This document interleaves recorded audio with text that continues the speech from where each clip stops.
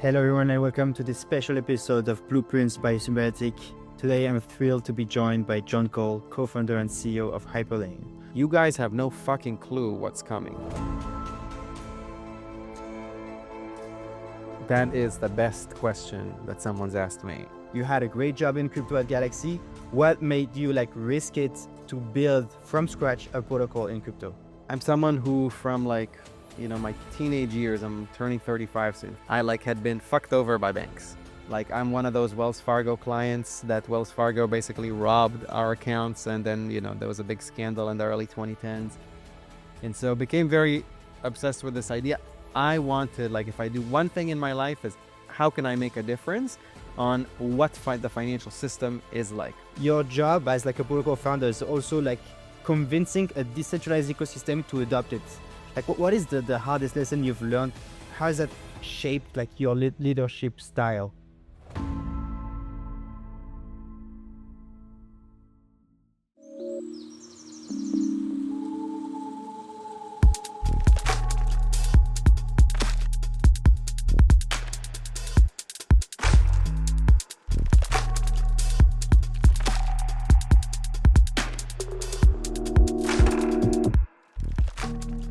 Hey John, how are you?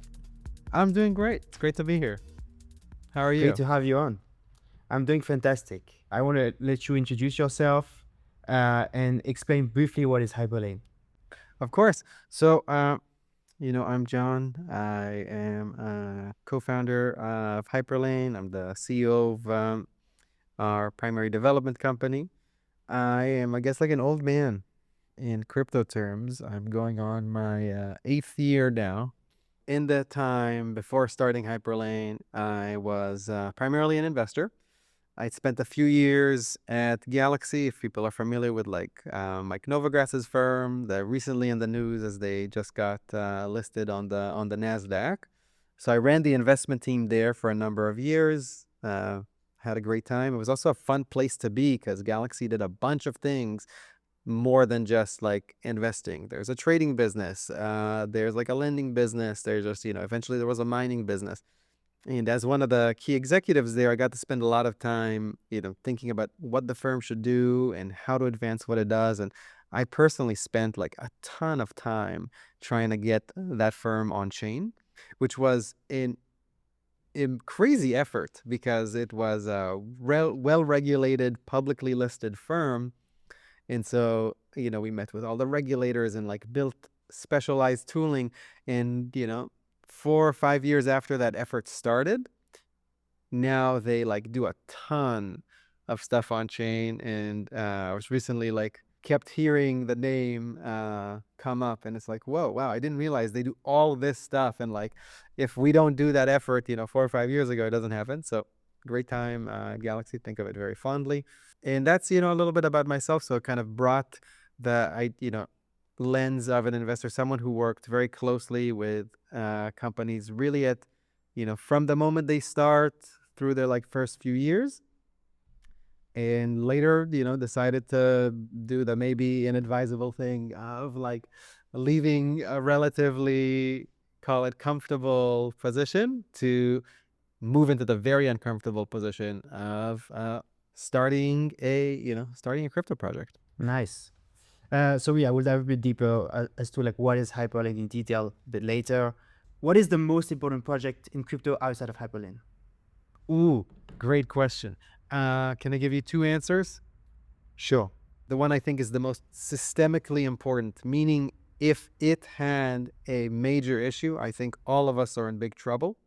And that's Aave. If there was a major issue with the Aave contracts and they were all, call it, drained in a moment, that I think is a sort of a 2008 level event for our industry. And I'm always surprised when other people are like, what, really, Aave? I was yeah, it is the lifeblood of so much of the on-chain activity. And so outside of that, I guess I don't have a single project to name, but I think is, I call it a category of things. And it's anything that is vastly accelerating blockchain proving times, whether it's through some ZK magic, some other technology, getting to call it super performant state proofs on chain, which are like, they would be very inexpensive to execute. Right now, like when you do a Hyperlane transaction, most of the gas goes towards like the transaction validation.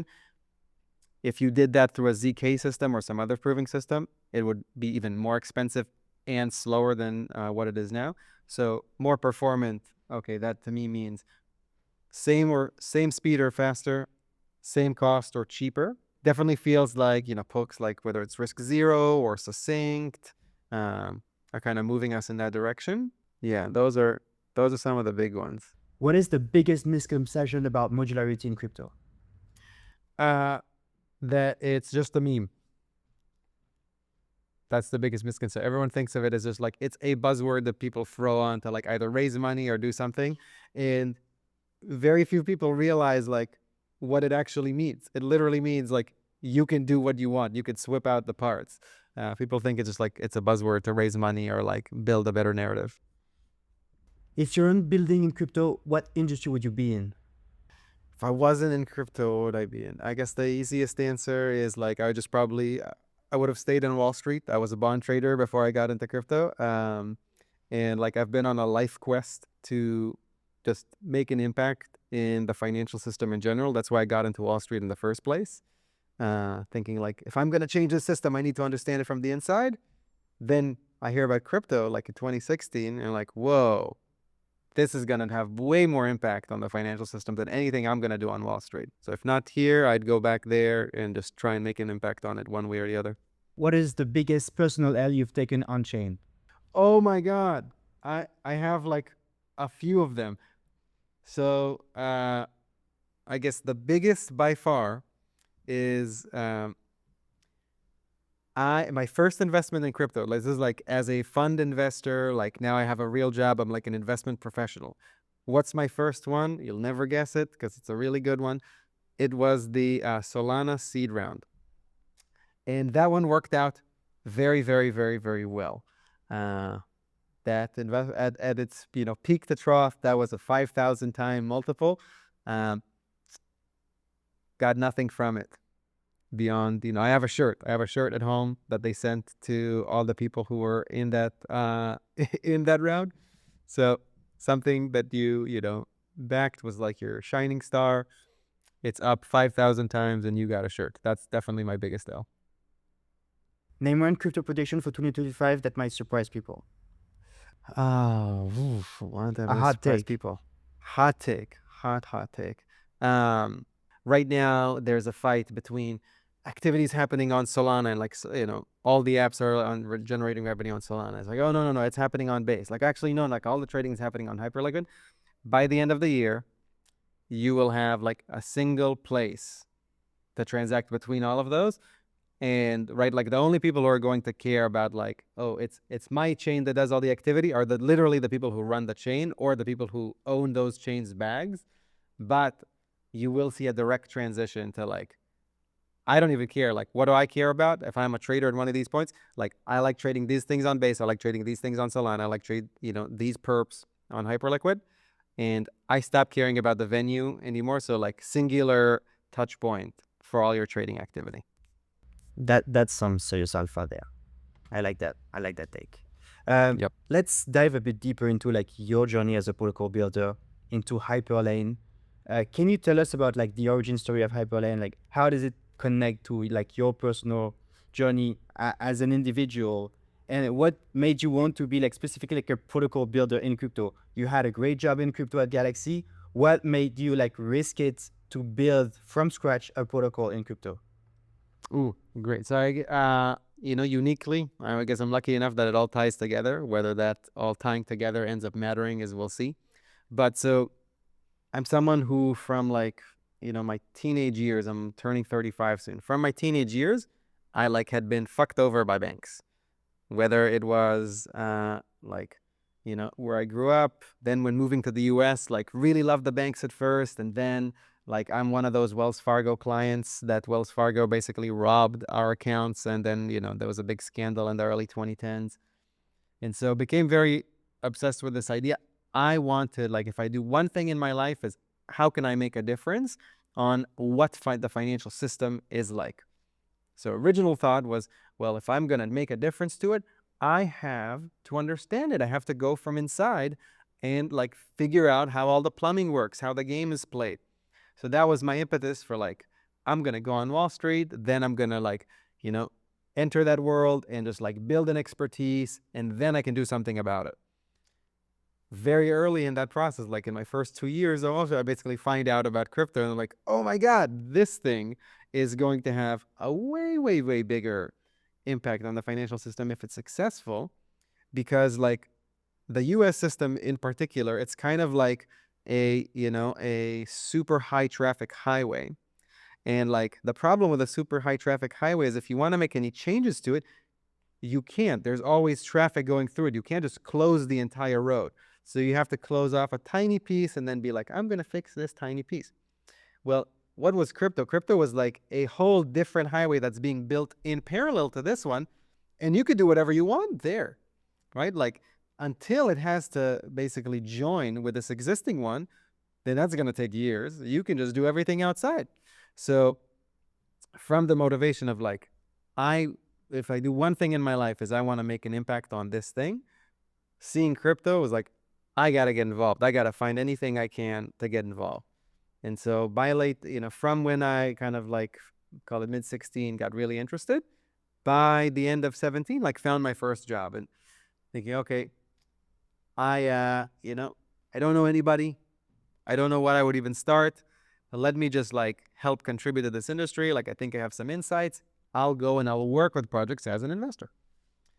And I think the thing that was most appealing to me about like crypto in general is like you're going to have these really cool internet computers, and on them anyone can permissionlessly run any software they want. Like I remember the weekend that I really dove into Ethereum, coming back at the trading desk that Monday morning and being like, you guys have no fucking clue what's coming. And what's coming is because on that trading desk, all of us were very worried about how in like 5-10 years, trading bots are going to basically take our jobs away. And we felt pretty comfortable because the sector of the market we occupied is, I would say, for the US bond market is like the most opaque. It's the, you know, it's the least liquid. It's the most like misunderstood. And so we were all feeling like pretty safe. But after hours, we were working with the quant team to help like build the trading bots. And so I come back and I'm like, you guys are worried about the trading bots? You didn't even know. Like, it's not the trading bot we're going to be worried about. It's this thing called Ethereum. And at some point, there's going to be something that basically does the same service that our trading desk does, provide liquidity and provide a market for these types of assets. It's just not going to be us. It's not going to be anybody.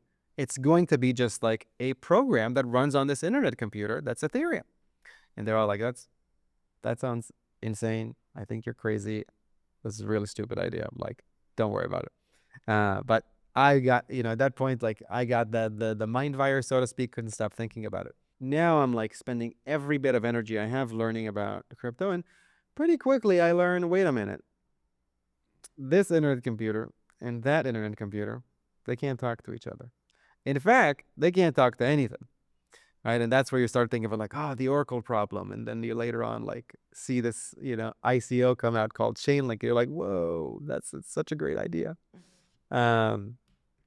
But, you know, from before I even had my first job in crypto, just like as a, call it, person who was spending all his personal time on it, it was pretty obvious, like, wait a minute. It doesn't make sense that this is going to be like a super dominant phenomenon in the world and these things can't talk to each other. But I don't know, it got solved for the internet. Like when most people first got their internet, especially in the US, like ISPs kind of controlled your entire experience and they had these portals. And so like, you know, America Online had their own portal and like the other ISPs had their own. And there was not a lot of like sharing between it. So in a way, the early chain like landscape kind of resembled those walled garden portals. But that got resolved within like the first 2 years of the commercial internet. So I was like, oh, that's going to just happen here. Like, you know, there's a lot of smart people here. They'll figure this out. And then, okay, it's 2018 and they haven't figured it out. It's 2019, they haven't figured it out. 2020, they're starting to figure it out a little bit, right? Like by the end of that year, wormhole like became a thing. And I remember even like having a post in early 2020 saying like, if the altal ones are smart, what they'll realize is the thing they should do is not try to, compete with with Ethereum in some vacuum. What they'll want to do is create like a pathway, because there's a capital effect on Ethereum, and they want to siphon off that capital and siphon off that activity. So they got to make sure that it is super easy to go to and from Ethereum. And now it's 21, and still like it's kind of getting a little bit better, but it's not like, it's still an issue.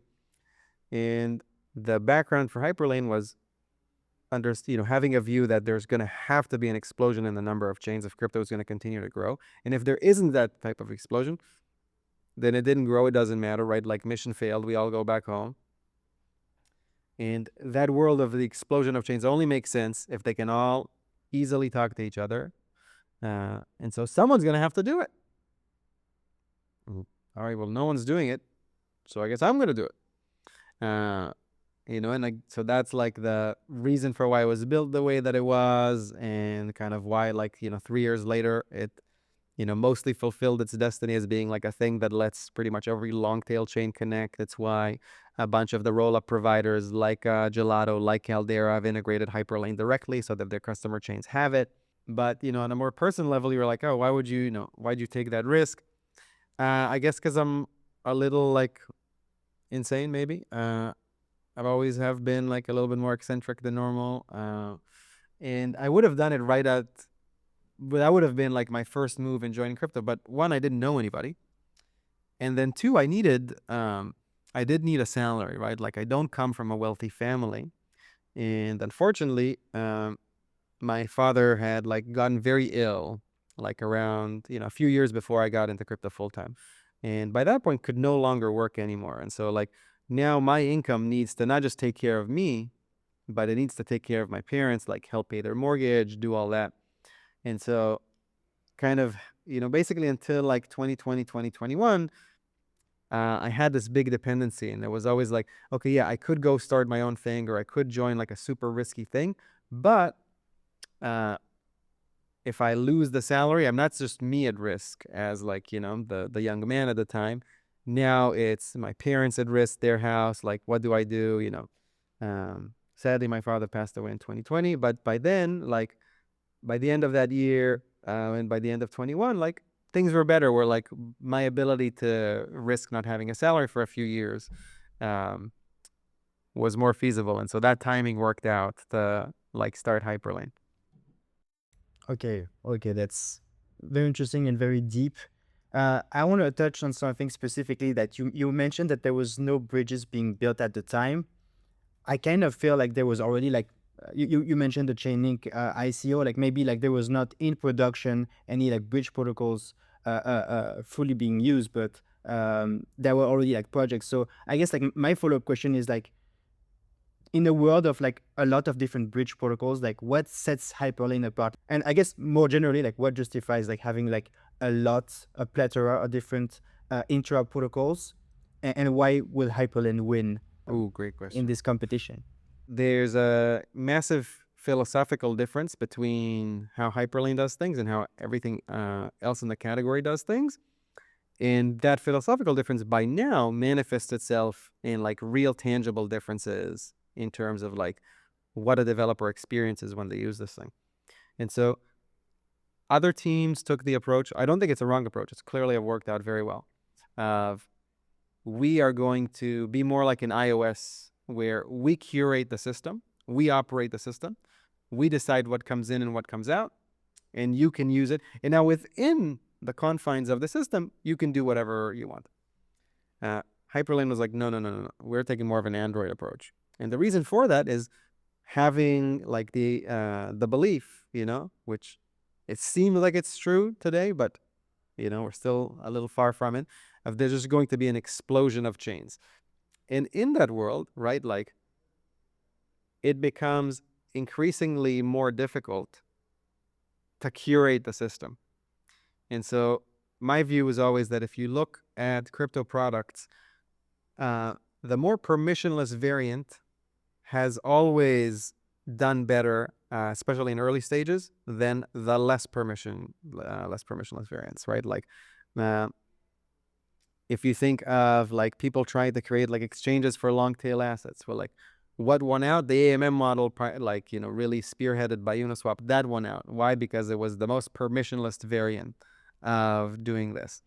And so similarly, we thought like, okay, what Uniswap did to like, trading activity in the long tail, um, Hyperlane can do for like interoperability with the long tail, call it then the medium sector of the market.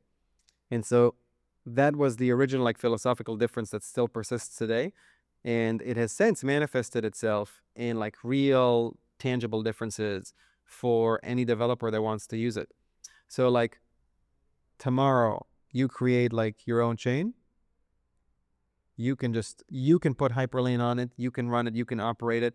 And I won't tell you that every team does this, but about 10%, give or take, of the teams that do use Hyperlane, like run, operate, and manage everything themselves, there's no one else where this is true for. Another difference is like Hyperlane. Well, Hyperlane was the first to introduce modularity to interop. Up until Hyperlane, I'm going to use some props here. Let's see, what do I have on my, I have a AirPods container and a Coke can. So, up until Hyperlane, basically everyone kept two things very tightly together that didn't need to be tight together. And those two things were, on one hand, the product experience of like, I'm a developer, I want to move stuff or connect between chains. And the other one was, I want it to be secure. So how do I secure that message transfer? And before Hyperlane, those were the same thing. There was no distinction between the product of I want to connect two chains and how do you secure it for me. And most people's like messaging in terms of how they convey that to the world was around specifically like, we are the only secure way to move things between the chains. You can be totally insulated from the security setup that like other people use. So you can run Hyperlane, like let's say if you're, back in the day before Circle had CCTP, our first pitch to them, this is like we were just started the company. Our first pitch to them was, you could have like, we know how you're doing USDC transfers between chains right now. We've talked to the people who do it. It sounds very unpleasant. Like you can run on top of Hyperlane and you can have like your own security module where replace the manual process you have for doing this now and with a programmatic process that says, hey, we are now observing these chains. We're seeing like that a message passed through like the USDC contracts, and our validator says that it's totally okay and kosher. And so we're going to push it through. And today, actually, some of the biggest assets that run on top of Hyperlane have these like custom security setups. And so when you move those around, like let's say when you move Easy ETH, one of the largest like ETH derivatives that runs on top of Hyperlane, when that moves, well, the Renzo team and their operators actually have a module where it is the thing that needs to sign off on the transactions, or else they don't process. We definitely believe that like giving developers this type of flexibility and really just at the end of the day giving them sovereignty, like, I think what drew a lot of us to crypto is this idea of like, at the end of the day, I can self-custody, I can take this away. With Hyperlane, at the end of the day, like even if they have the core team and us like run a lot of the infra for them, at any point they can just like take Hyperlane, run it themselves. They are finding that extremely appealing, right? Like there are certain aspects where Hyperlane has not entered the fray yet. It's been focused so far on just being the best tool for like any new chain that's launching. And it's focused less on like, hey, I have some assets on Sol and I just want to get them over to Base. I have some assets on like Arbitrum and I want to get them over to like Optimism. That's not been something that's been a focus. Well, that's changing in the near term. It's probably the most requested things from both the chains we work with and from like our end users who use Hyperlane regularly. It's like, hey, this is awesome. I just use this to like do all my interop for Eclipse, but now I want to move some stuff from Sol to Base, like, and I have to go somewhere else. Like, can you help with that? And we're like, very soon, we sure can. Very, very cool. I think something that really struck me in your explanation is that, well, it's not enough to just like build the best tech. It's not enough to build the best product. Your job as like a protocol founder is also like convincing a decentralized ecosystem to adopt it. Like, what is the hardest lesson you've learned rallying developers, change communities around like the Hyperlane vision, and what has like how has that shaped like your leadership style? Oof, that is the best question that someone's asked me. I've done a bunch of podcasts in the last like few months. That's the best question that someone's asked me. Um, I think what I learned is, and this is this is probably true for like every sector, but I think is especially true for crypto, which is so narrative driven. You have to be able to differentiate between basically like what is just a belief that is not tested and is just for all intents and purposes like some shaped narrative, and what does the market actually care about, in a sense that like someone will use this product and will pay for this product and will like build a business with this product. That has been in the first, call it 18 months especially, that was very, very, very hard. You know what, no matter what people try to tell you, no matter like if it's a centralized model or decentralized, if it's like all in one place or it's totally distributed, at the end of the day you have people who are employed, and those people need to get paid, and you need to get the revenues to pay them, or you need to just continuously fundraise to do that. One of those options is much better than the other, and having that type of huge disconnect between what like the market talks about, what the investors like invest in, what like researchers are driving in terms of like new narratives, and between that and like actual business results, makes it extremely difficult to be a successful like leader in this industry. uh, and I think it's something that everyone has to like learn how to manage, and I'm glad that I think we do an okay job at it. But yeah, that by far the hardest. That's such a great, Edgar, that is such a great question. You should ask that to everyone. Easily the I best mean, one I've been asked in a long time. it's I think it's something that like everybody that's like working at a protocol that's like needs like to prove itself, like we all ask ourselves this question, and Yeah. about like this like selling motion, like what do you think like changed in the way you're selling Hyperlane, like since its inception, like for example, like have your like like the target customers, like the ICP, has it changed? It changed like massively within the first 6 months. And since then, like it's evolved a little bit, but hasn't really changed. So here's the big change that occurred. So, right, I was an investor before starting, and like the entirety of 2021, every team that we'd speak with, like, and we're getting hundreds of pitches. Every single one was like, we're gonna do this thing, and here's how it's going to be cross-chain. Every single app, everything. What these apps need is not just like bridge. They need like some way to basically share the state between their different deployments on different chains. Like at the time you had Aave was like on 8 different chains, but all of them were like different little islands. And so something needed to be the connective tissue. And so the first idea, and I guess it wasn't, we thought it was original until we realized like, oh wait, actually like this thing called Layer Zero is about to launch, and like, had like, I don't know, a year's head start on Hyperlane. Axelar started talking about like, between the three of us, there was very much like excuse me, this category, like the product here is for developers to like create apps where the apps are actually between multiple chains. But I think at least for us, it was pretty clear, within like 6 months, that they all say that, but they're saying that because that helps them raise money and it sounds good. In reality, building a cross-chain app is such a massive departure from like building in a single chain context. And contrary to what you might think, right? Like, I'm not one of those people who believe that crypto is like actually full of talent.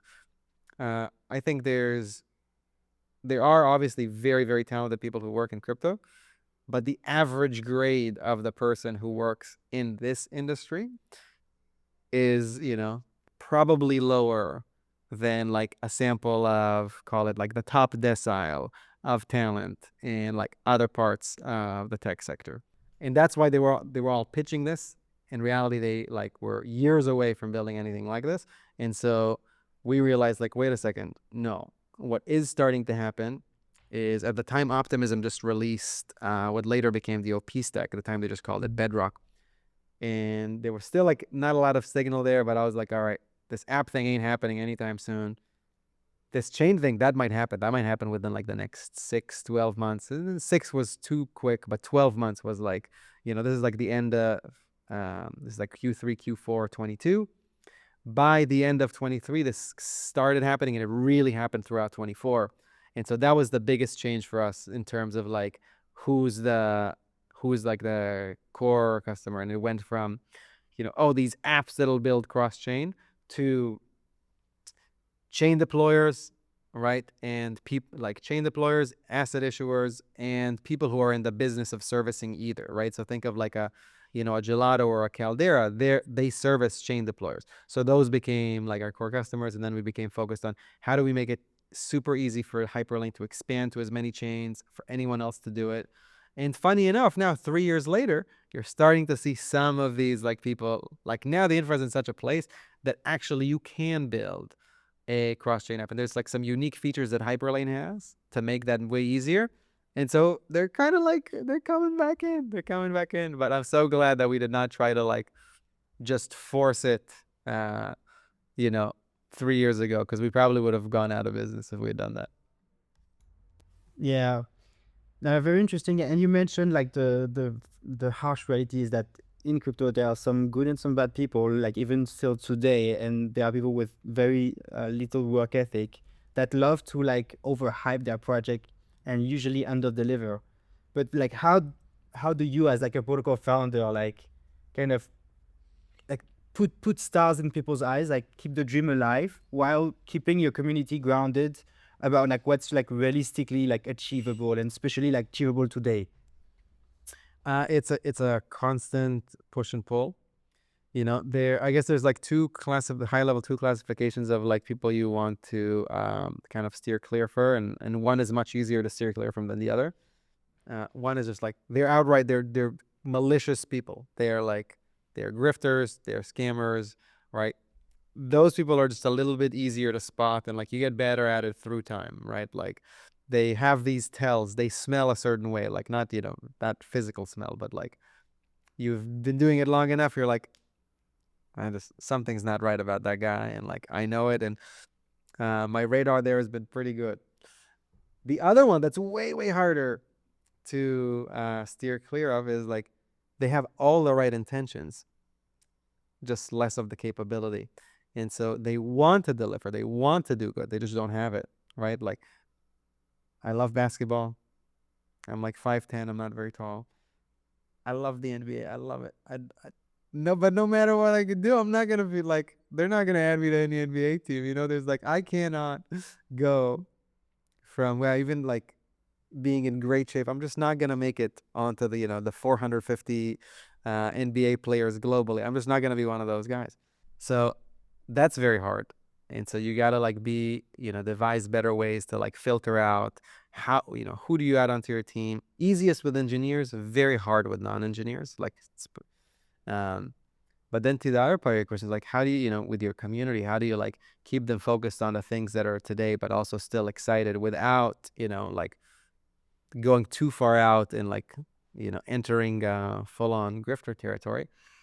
Very, very tough balance, like we try to not talk too much about like what's beyond, call it 3 and 6 months in any specific terms. So if we're talking about something in specific terms, it's because we have a clear line of sight for 3 to 6 months for like it getting delivered. And then things that we talk about that like we don't have that line of sight to, that might be like more longer term, you describe those in like the most general terms, because like I know in my mind, okay, this is how we can get there, but like the exact path is going to change, and like things are going to come up and they're going to be different, right? Like when I describe Hyperlane to people a lot of times now, I tell them to tell like Imagine if there was no Visa in the world, but everything else about 2025 was the same. There's just like no card networks. And if you wanted to build one today, how would you do that? You would definitely use stablecoins, and because of that, that would definitively make you use blockchains. And well, once you're doing those two things, well, you're going to need a way for them to interface with each other and interface with the outside world. And so, of those four things, Hyperlane does three of the four, right? Like it can help you move the stablecoins, help you like connect with those blockchains and interface all within the system. What it doesn't do yet is like help you get in and out. But I think of it much more as like a value transfer network, and call it one that's built on blockchains to cater for like this growing area. But that is a very, that's a much more far out thing, right? Like Hyperlane is not going to be Visa anytime in the next 2-3 years. 7-10 years? For sure possible. And so like that's something that you want to give people to keep them excited, but you're not telling, like we're not telling them next year, right? Like I bought a Tesla in 2019 because I remember watching like a demo of full self-driving, and Elon was like, this is going to be available on every Tesla by the end of the year. And I was like, I'm buying one now. I'm going into debt. I'm buying one now. And now 2025 full self-driving is amazing. I never drive the car anymore. Like I just turn it on and it drives. But it took a lot longer.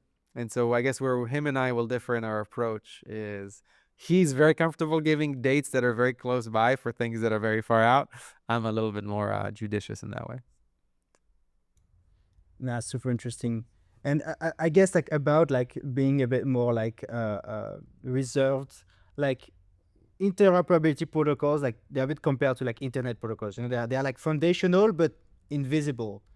How do you like kind of balance like the pressure to stay cutting edge to build like great things, but like they become so reliable that they can fade in the background. Like what's for example like one like core feature of Hyperlane they're just super proud of, but probably like users will never like notice it. Ooh, well, so there's one which like, is very interesting because like we just did a bad job of like telling, kind of productizing it, but we use it internally all the time. And now we're starting to see like different app teams use it too. There's a feature that Hyperlane has that it's kind of like the only other place that exists is like in Cosmos land via IBC. We call it like the interchain account. And what it does is it lets you like, it's like a out of the box way to control for one contract on one chain to control one or many more contracts on many chains. This is something that like could very easily enable like for you to have a single, touch point for many chains. Like you could be on Solana and like you have all your assets on Solana, but like now you're placing trades on Base, on Hyperliquid, on wherever, and all of it kind of happens in the background. And this is something I'm super excited about, and like we haven't really done a good job telling the world about, but we will soon. And at the same time, like if you're a user, like perfect, like you don't really care. Like what you would care about is like, oh yeah, I just connected in one place and I got to do everything I wanted to do on chain today, and I did not have to like go on like 2 different aggregators and like change the wallet settings and do all that jazz. I just like I did everything through like Phantom, or I did everything through Rabby. Um, and so in that's definitely something that fits the description. Super cool. Also like Hyperlane like is protocol. It's you're building for modular future. You said it yourself, like thousands of chains, but yeah, like is it going to be thousands of L1s, thousands of L2s, like built on top of Ethereum? Like do you have like an opinion? More the latter. I The have some latter. opinion. I think like, I think of like the difference between a call it general purpose chain and like a more focused one as being like the difference between, oh yeah, here's like a sandbox, go do whatever you want. And I think a lot of times people in crypto like defer to, well, I'm gonna build a sandbox and you come and do whatever you want, is because they don't know what the fuck to do in the sandbox. And so I don't think like a world of thousands and thousands and thousands of sandboxes is like going to be where we end up. But so you'll have a decent amount, call it like a couple dozen maybe, of these like large, generalizable, big sandbox chains.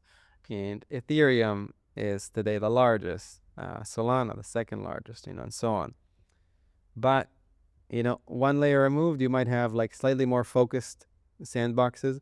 And so I kind of like, let's say, like what Bera is doing, which is, okay, yeah, if you forget for a second, like the memes and the fun stuff, it's meant to be focused on DeFi. So like, all right, now, okay, maybe we're not going to do everything here, but we can do the things that we want to do that are focused for the subsector. We can do it here and we can do it very well. And then we're starting to see now chains that are all about like, being the best place for like asset issuance. Some revival of like gaming, like what MapleStory is doing now with like their own chain. Super interesting. First layer, small amount of chains, but super generalizable. Second layer, larger amount of chains, call it maybe an order of magnitude more.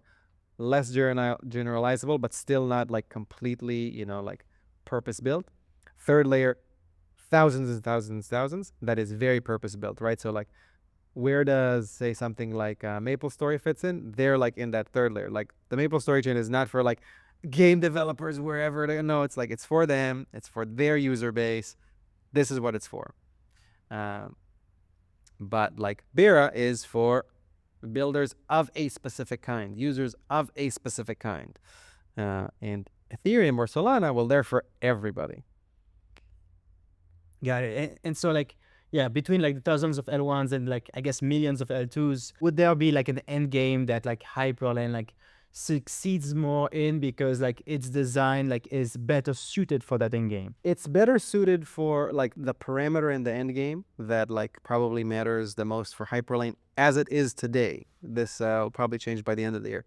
But as it is today, the number of chains being higher and the like overall traffic between chains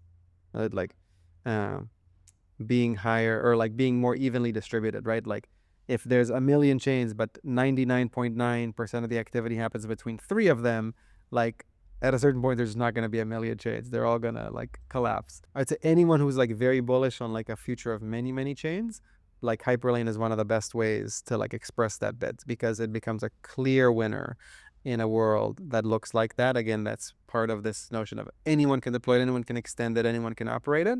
In that world, do we care so much if they're like generalizable or like app specific? No, that's like an opinion that I have that I think it's more likely to materialize that way if it's less generalizable. Because how many sandboxes can you end up having? I don't know. I don't know. Sky's the limit, I guess. I mean, yeah, exactly. I guess like the current like news cycle is kind of making me doubt about like my initial thoughts about like this type of end game. Talking about like the news cycle, like I want to zoom in the like the actuality of Hyperlane. You recently had your TGE, and like this is a podcast for like protocol founders, and I think like one question that they would love to ask you is like can you walk us through like the design choices for your TGE, and like would you like if you could advise like a protocol founder friend that's going to TG in 2 months, like what would you tell him? Like what are the best practices? Like what makes a successful Start TGE? sooner. Start a lot sooner. If they're like 2 months away from like when they want to do it, start a lot sooner. It's going to be more complicated. It's going to take a lot more time than you think. It's a very large project that's going to like involve a ton of stakeholders, some of which you have like some measure of control over. Most of it, the vast majority of it, you have zero. So you're kind of like beholden to. And so I would say it's like way more complicated than you think. It's going to be way more time intensive than you think. It's going to be way more resource intensive than you think. All the things that are within your hands, right? So the foundation should know exactly what they want the design to be, right? Like in the case of Hyper, like it plays a real role within the scope of the ecosystem. There's a lot of engineering work the foundation needed to make sure is done before anything could like actually go live. If it's just like an ERC20, like maybe a lot of what I said becomes like the intensity of it and like how resource draining it is might actually not be true at all. But I think for probably like your listener base, right, which I imagine would fit a description that sounds much more like Hyperlane than something else, whatever time you think it's going to take, 10x it. 10x it. And so what makes like a successful TG? Like I feel like every single like member of the the crypto community ends up being disappointed. Most of them Yeah, are I like think right airdrop now honestly, chasers. like right now we're in the worst spot that it's ever been for this, because there are two, I guess there's at least two trends that I think are like extremely destructive. One of them has been like more of a long-term trend, which is like the launch airdrop, where you actually might have a ton of people who are very happy with it, but the loudest voices, it's their incentive to always act as if they're not happy with it, because whatever they can do, like the game theory is such, it's positive EV, no matter what, to act like you're unhappy with it, because if you get more, you're better off, right? So like anything you can do to get more, you should do at any point, and you should do so relentlessly.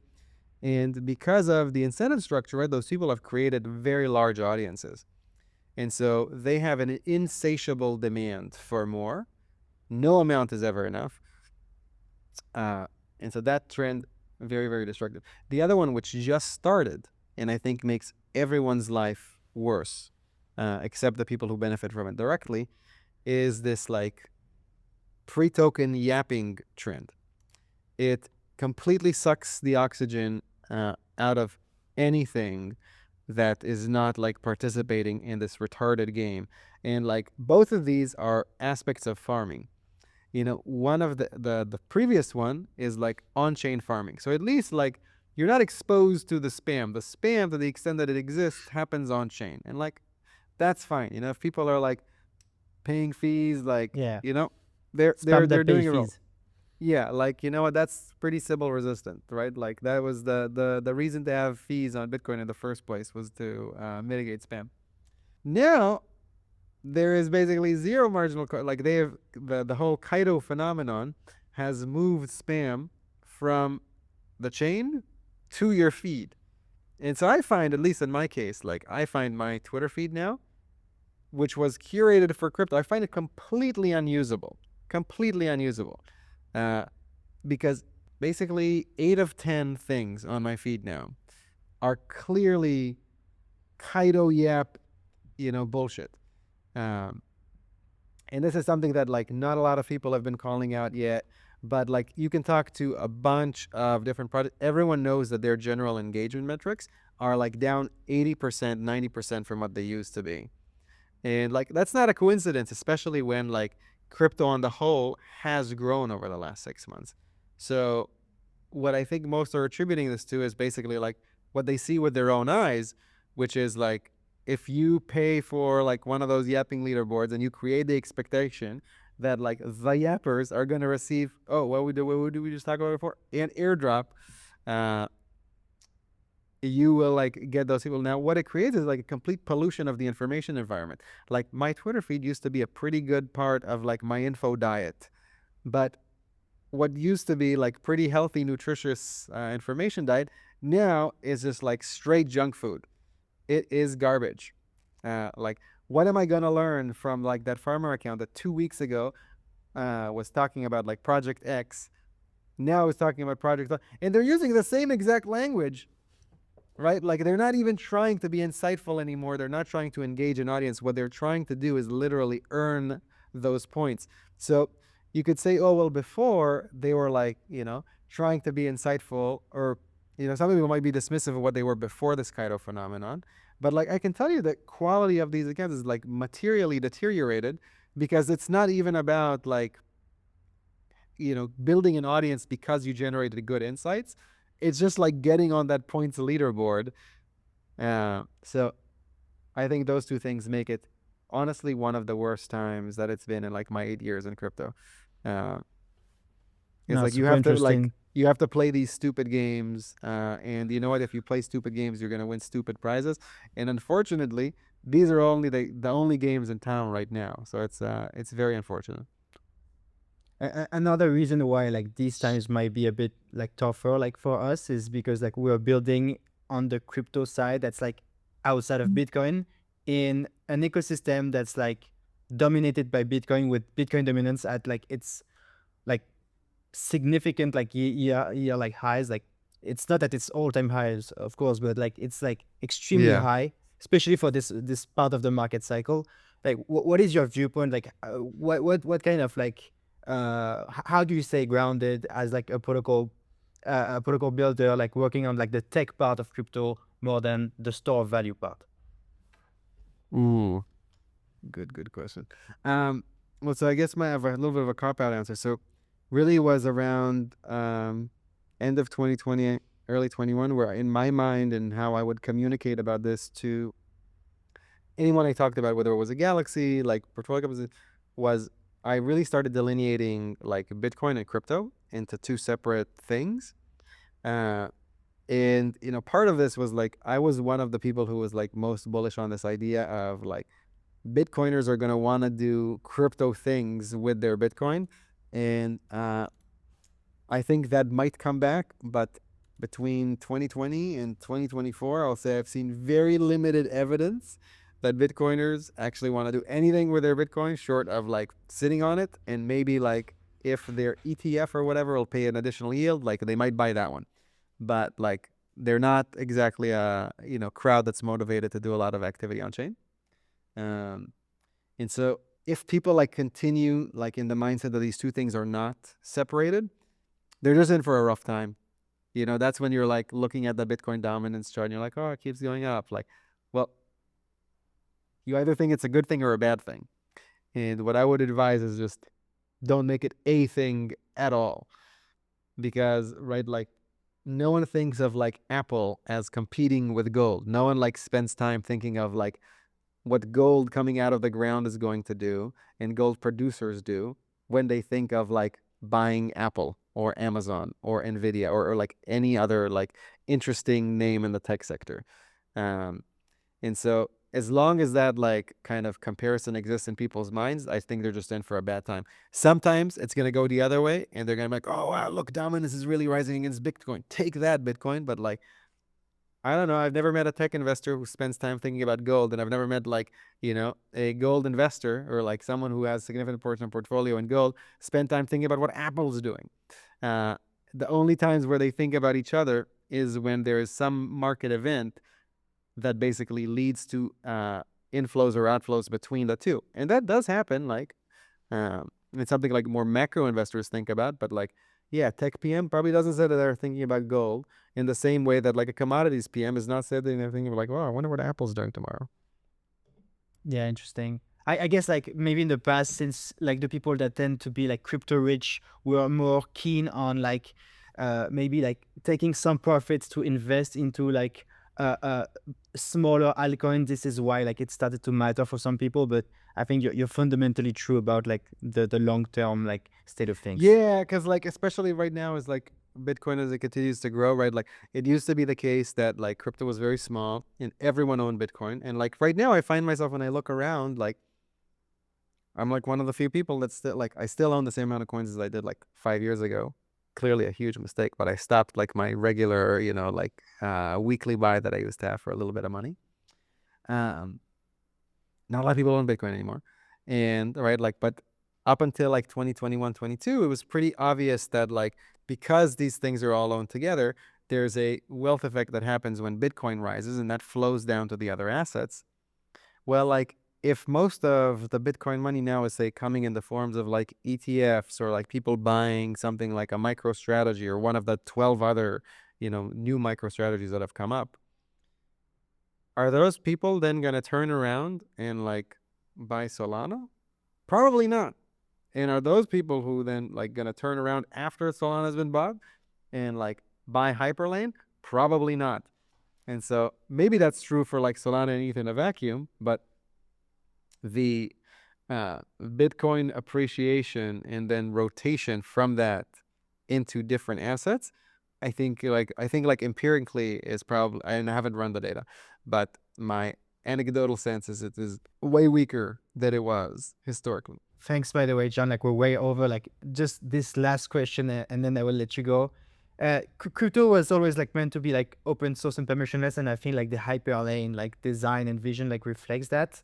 Uh, but it's true that today like we're seeing like this big proportion of protocols like that stay closed source, and they stay like heavily permissioned, and they somehow like keep being like successful. Like, so Yeah. should we ask ourselves if like crypto is like losing its way, or like maybe some projects are just better off like in a permission and closed source manner? Well, it's definitely losing its way in some respects, but that kind of has to happen, right? So if you think of like, what does it mean for something to grow, right? Like if you and I like if let's say if both of us are in crypto in 2018 and we're talking about like, well, what can it be by 2025? We would describe it as we want it to grow. Well, so like there's only so many people like us at that time.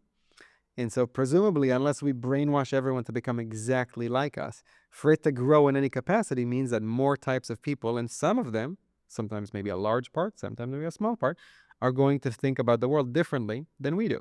And that's just basically what happened, right? Like crypto has grown a lot, and now there's a lot more people who have different views on it, who are still like, supportive and think it's going to be useful. But right, like I actually had this argument online with Vlad Zamfir, who is like one of the original Ethereum co-authors. It's an interesting character. And he was like, "Ah, crypto is really sold out." It's like, okay, would he was like upset about something with like BlackRock getting. It was like the crypto I'm used to is like would not have like cheered on BlackRock. Why not? Right? Like we wanted it to grow. This is an indication of it growing. It's gonna mean that there's things that like are now done that are not exactly how we'd have it. It's like, well, no. We should like keep more cypherpunk ethos. How many fucking cypherpunks do you know? How many people even know what the fuck a cypherpunk even is? That's like such a narrow, like, no, there's 0.00 of the population even knows what cypherpunk is, right? So the idea that you're going to grow to millions of people and then billions of people in scale, and that will be preserved, is completely non-possible. Now, insofar as like there are certain apps or certain pieces of infrastructure that like actually are well served by preserving the ethos, they totally should. That's why we try to do that with Hyperlane. But I don't know if that matters everywhere. I think there are areas where like it clearly matters, and right, like when you start seeing people like, okay, so when did it matter? The last time that it mattered really meaningfully? Well, like the fact that the centralized exchanges are like super non-transparent, where everyone think of, oh, they say that crypto is like this most transparent industry. Well, like that worked out very poorly with FTX, right? Like had FTX operations been on chain in any meaningful way, maybe that whole debacle is prevented. So there are definitely places where like I think everyone on the whole benefits from keeping to the ethos more. But like, is it a big deal if like, like some security provider, say like there's all these companies now that do like real-time threat analysis and like prevention. If they're closed source, like, I don't know, that seems fine. Cool. John, thank you again for this conversation. I had a great time. Same here. Before leaving, could you like share with the audience like where they can learn more about Hyperlane and follow you? Of course. So I'd say follow the Hyperlane Twitter account, or I guess X account now. It's just at Hyperlane. You can also join our Discord. That's a great place. I'm in there pretty regularly too, so we can, shoot the shit in there. And then if you want to follow me, my Twitter account is at the Pale Nimbus. Maybe you can link that in the, like the episode notes. But this was a lot of fun. Thanks for having me. Thanks for coming on. Anytime.